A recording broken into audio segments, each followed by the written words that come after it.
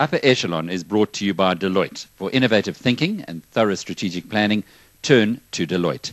Niall Carroll is the chief executive of RB Holdings. That stands for Royal Bafokeng, and we'll get into that in a moment. Now, just your roots are clearly, being Niall, not Neil, means that you're Irish.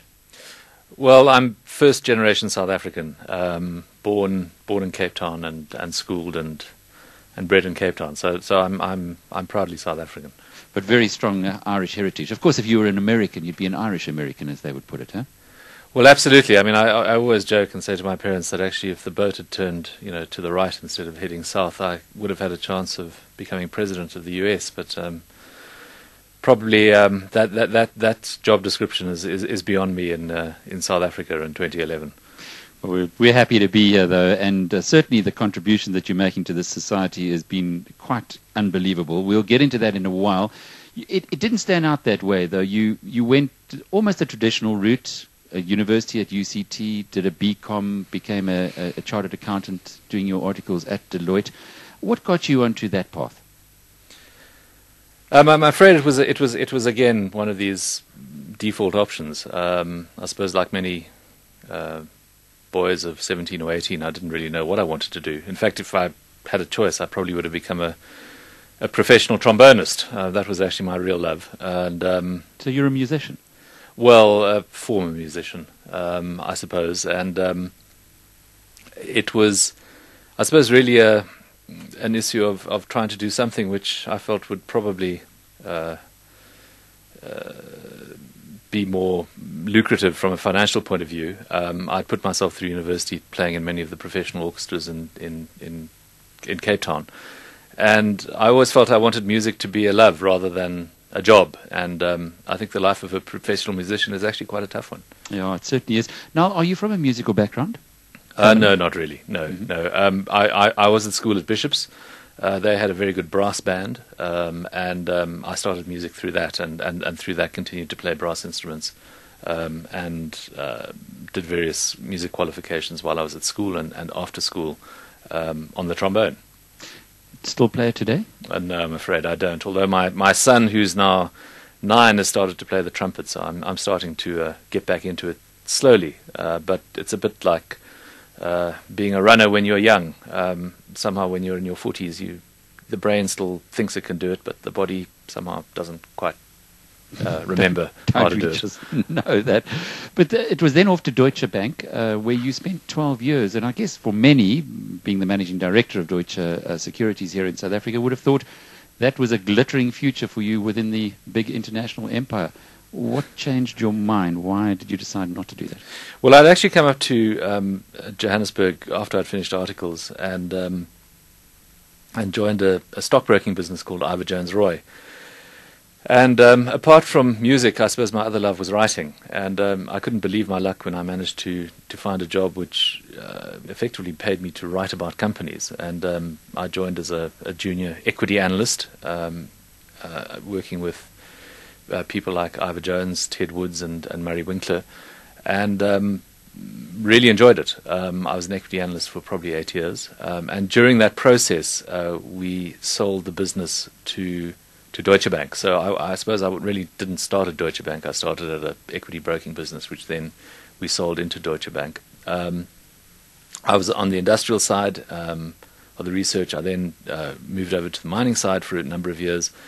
And then in 1999, moved across to run their corporate finance, their advisory business.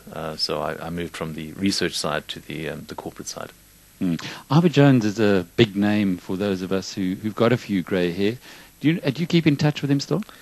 We see him occasionally. I mean, I have to say, I think he was undoubtedly, I think, one of the doyens and the great figures, I think, of South African stockbroking in the 70s, 80s, and probably early 90s. He's still very active in the market. He still manages his own money as well as money for family and friends, and he's been a great success and was a great inspiration to me.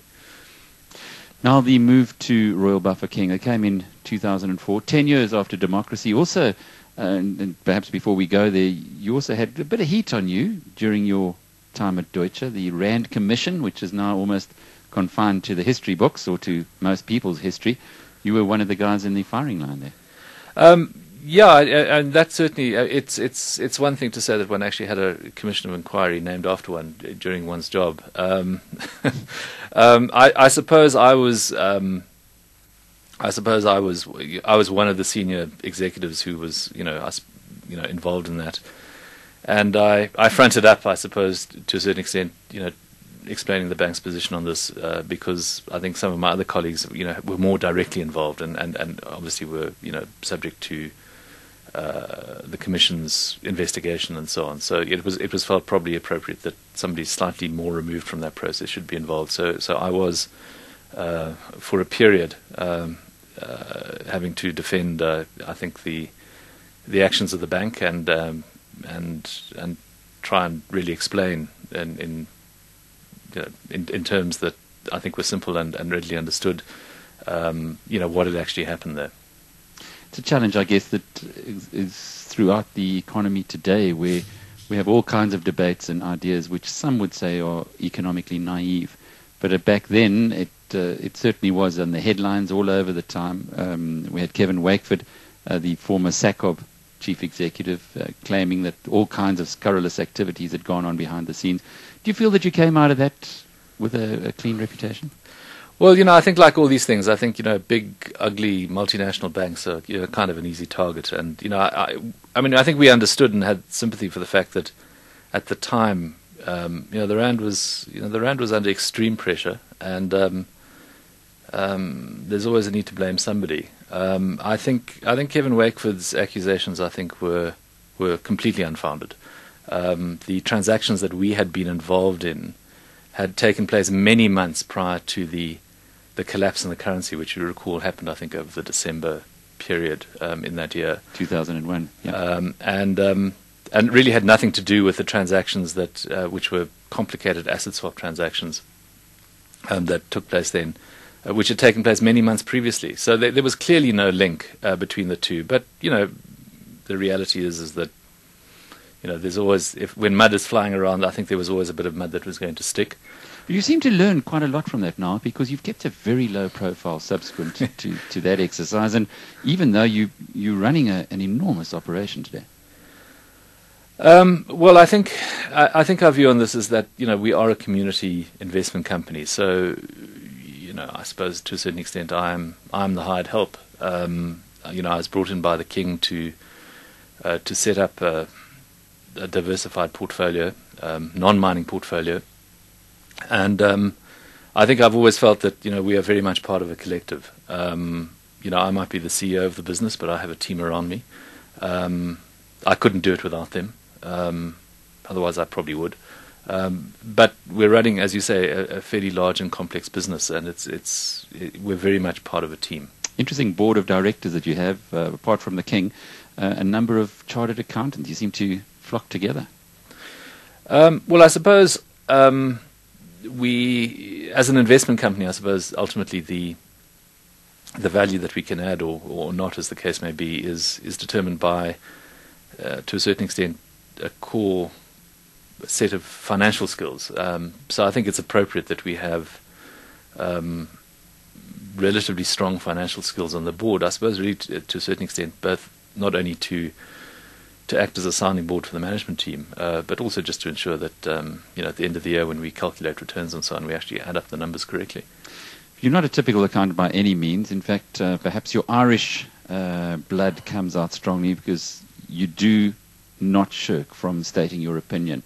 And sometimes these opinions are they do concern other people or put a few noses out of joint, particularly earlier this year when you expressed the thought that South African miners have been too slow in embracing perhaps true empowerment, and that as a result of this, you're not so surprised to hear that nationalisation is coming onto the agenda.